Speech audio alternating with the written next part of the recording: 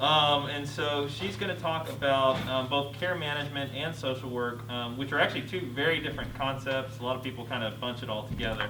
So she'll help us guide through a little bit about their department. So to go forward.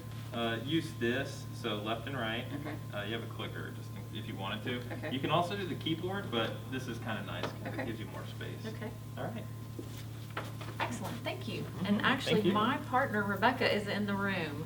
And she's the nurse care manager on my team. And I just wanted this opportunity to come in and talk very, very briefly about care management in the Shriners setting. It's very, very different from any other care management I've done in other hospitals. As y'all know, burn care is so unique, and Shriners on top of that is so unique with all the international patients and the domestic patients we get. So I just want to give you a real brief overview, and Rebecca, you can correct me when I miss something. All right, so this is our clinical team in our department. We have 2 nurses and 2 social workers as a part of our department, and we're going to talk a little bit about how that's divided up in just a minute. Gail is the director of our department. And then we also have a very strong resource staff that supports our team. And so we all work together for the good of our patients. Jorge is the translator that everybody sees throughout the hospital. He works with every department helping with the translation. Rocio is on our acute team. And so and when I say acute, I'm going to go into a little bit more details about that in just a minute, but it's when they first come from their first stay is our acute team. So they come in on the PICU or they come in outpatient, but their very first visit. And Rocio and Fidelia are both of our resource navigators, and so they help get resources primarily internationally and in Mexico, identify resources that the family needs. A very big part, we are so grateful to have Rocio because she is an expert on passports and visas. And so when our children come in internationally, they obviously are in crisis, and the majority of the time they do not have a passport and visa. And so they come in on what we call a humanitarian visa, where the consulate has worked with our government and they've agreed to let them and one caregiver come over. So she is an expert on that and getting them set up for future needs for returns. Carla does all of our transportation for our patients coming in and out, and Sarah E. is over housing. So I'm going to talk a little bit about how the care management roles differ between the RN care manager and the social worker. And actually, I'm going to go over the care teams first. We reverse this. So we have an acute team and a reconstructive team. And that can get a little bit confusing depending on when the kids are here. So our acute team, like I said before, is right when they come into the hospital for at least approximately their first year, because the needs are very different in the acute phase. We help get them here for their very first visit, and we manage their care both on the inpatient and as they transition to our outpatient setting. And so that means everything from, and I'll go over a little bit more detail in the future, but coming into inpatient, moving over to outpatient, and then when they go home. So the recon is a little bit more of once they have been burned after 1 year. And so their needs are going to be different, and they're going to be helping more with the reconstructive plan. They do all of the plastic surgeries, the cosmetic plans. They set up a transition plan for the kids when they're about 16 years old, because we treat, as you know, kids through the age of 18. And so they have a plan of what surgeries they're going to need coming up. So it's a more reconstructive phase. So the acute team is Rebecca and myself. The recon team is Rachel Chapman is the nurse, and Ryan Hernandez is the social worker. I'm going to go back to the RN goals. And so people always ask, well, what does the social worker do?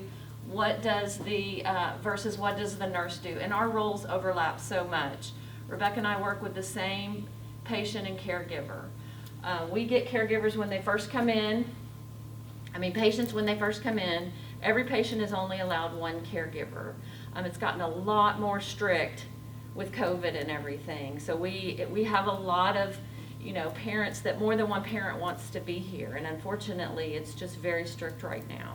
And so in the intensive care unit, they're only allowing change out of caregivers one time a week.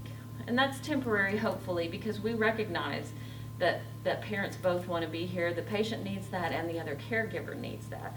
But we help to coordinate that. We help to explain to the families kind of why that's necessary and why we're doing that. So the nurse is kind of driving the plan as far as helping the family to know what's coming, what to expect medically. And Rebecca can speak to this even better than I can, but just helping to coordinate the care. We have a lot of times kids need to go for outside referrals. She's responsible for making sure she gets the order, getting that set up, thinking about we have to do transportation. If you think about it, the majority of our patients that come don't have any transportation. Most of the time they don't know the language. So just really helping them to feel comfortable medically asking those questions, being able to ask and understand what's happening with their child. She's very good at identifying what they're going to need every stage of the process. So if they're leaving intensive care, are they going to need equipment for the room that they're staying in? Are they going to need, what are their long-term needs going to be once they go home?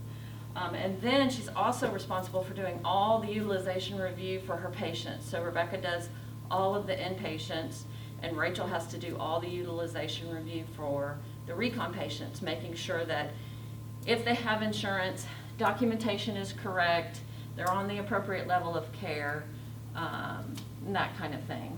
Am I missing any of that?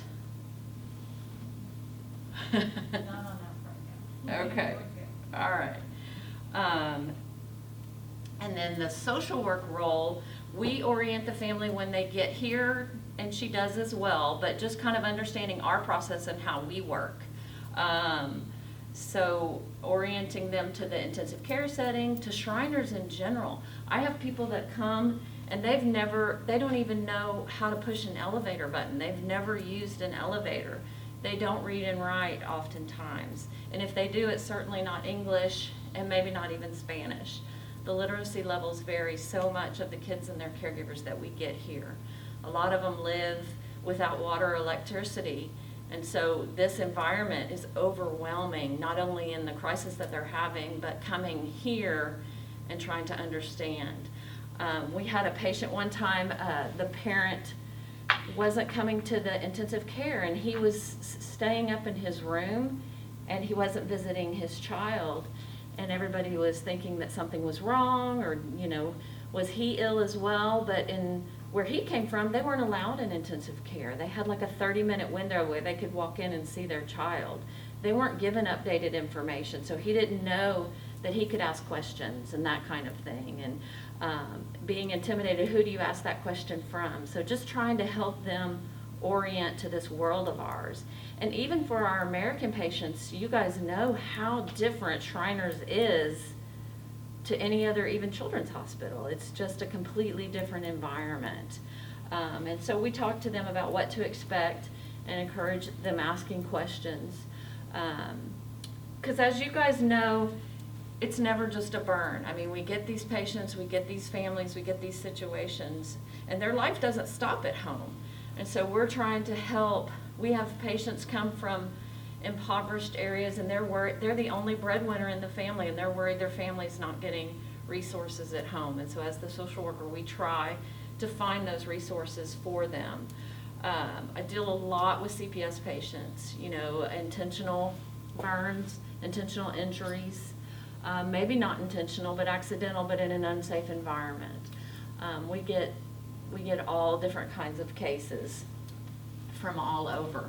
SSI is a big thing I do, helping people hook up to apply for disability and for their children. And that gives them financial support. If they meet the income guidelines, it gives them financial support each month to be able to make sure the kids' needs are being taken care of.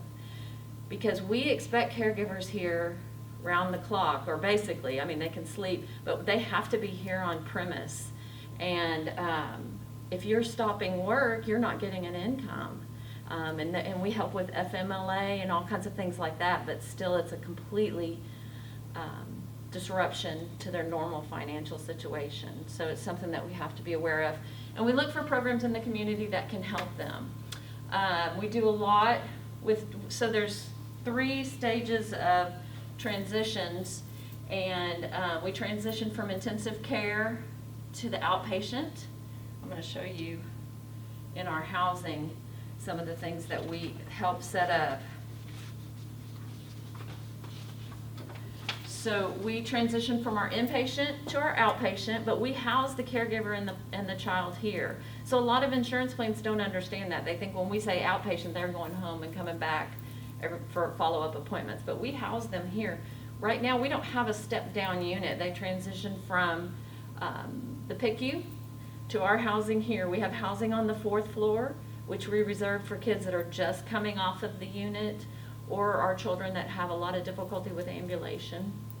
We also have back apartments, which are going to be renovated, but right now they're right behind. You can get them right from the back behind security.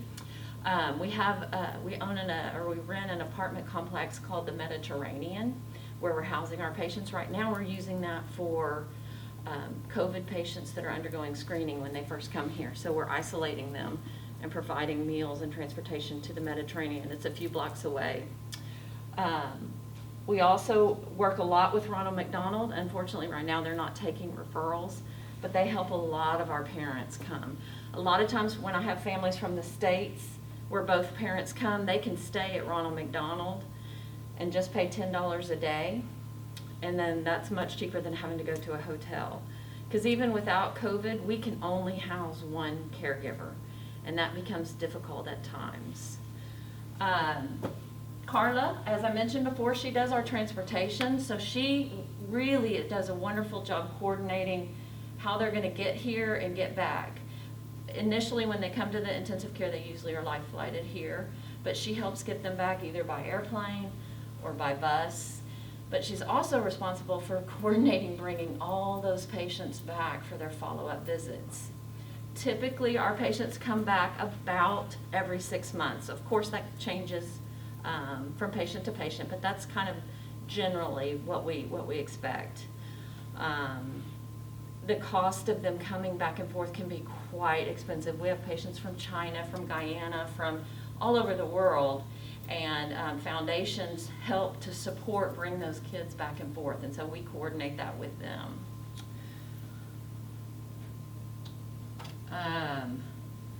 So I'm going to go to this one next. So this is what I was talking about, transition to outpatient. We have transitions throughout their stay. And then once they move over to the reconstruction team, they're working on bringing them back for all of their needs until they're 18. We treat kids until they're 18 years old. And we have a very big program helping them to get ready for the adult world of burn care and resources that they can utilize to help continue their course of treatment. So basically our goals in care management is to obviously to improve outcomes, both their short-term and their long-term. Educating the parents on, first initially here and what to expect, but then kind of expectations for the long term, because they're going to typically need to come back to us for the long term, as y'all know, and y'all treat them and see them. We really work hard to enhance interdisciplinary communication. We do discharge planning meetings. Our teams are responsible for them for our patients when they're on the unit, where the team gets together and discusses needs as they're preparing to transition to the outpatient setting, making sure that everybody's on the same page and is prepared for when that patient is transitioning. We work with the nurses on the unit, helping to teach the family, educate them on getting prepared for wound care, medication dispensement, and all of that. We have, it's very, very important, we feel, to increase the family's care independence, meaning they're gonna be the primary caregivers for these children when their wounds have complications when they get home. We have to teach them how, or our team teaches them how to do that wound care to help be prepared for that.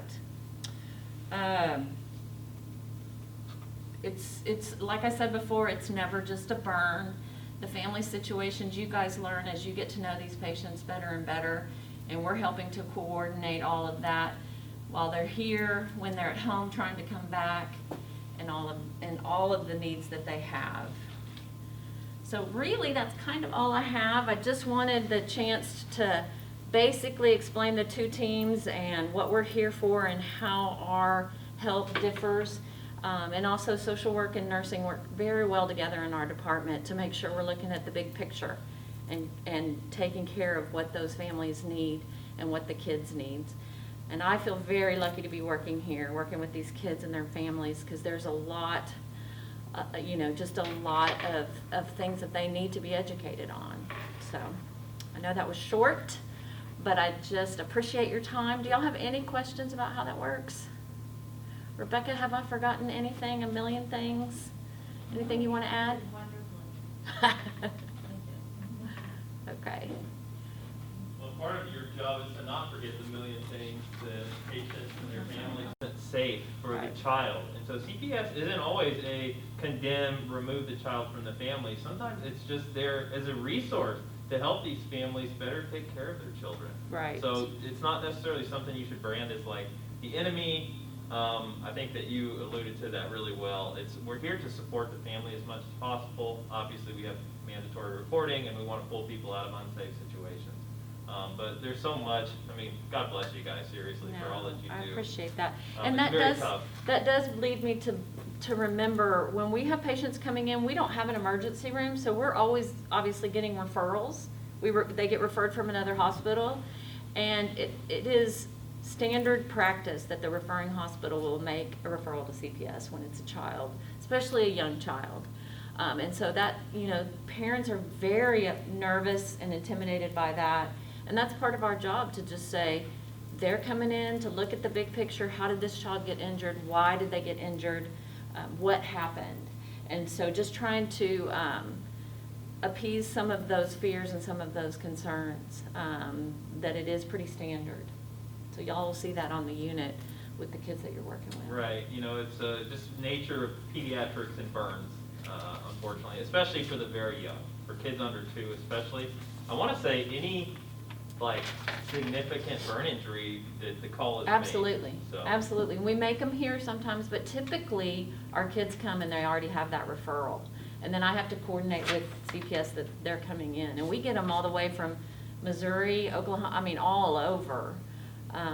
So it's very interesting. And I think the other thing that I have learned in my 3 years is just the huge difference between the way we do things here and how things are done internationally. They have certain hospitals where the children are fed by parents bringing in food from their community and support. And so it's just a whole, and they come here and we just have so much to offer for these families. And sometimes caregivers feel guilty because they know their families at home are not eating near as well as they're eating here. And they want to be home, but they also know they need to be here. So from time to time, we have caregivers that switch out, where another parent or family member will come in as the primary caregiver, and we coordinate all of that. It's a tough job. Again, my hat's off to you. And then we're a multicultural facility, so you have to meet the patient where they're at. Right. It's tricky, but remember, team effort. You guys may identify something that social work can come and help with, and vice versa. Our goals are the same. It's that high quality care to the patient. And while Pam may not be putting IVs at the bedside, she's looking at really that big picture. How can we coordinate all that care to come together for everyone's best interest? Right. So thank you very much, Pam. Absolutely, Sure thank you. appreciate Thanks for coming letting me come in. Yes, of course.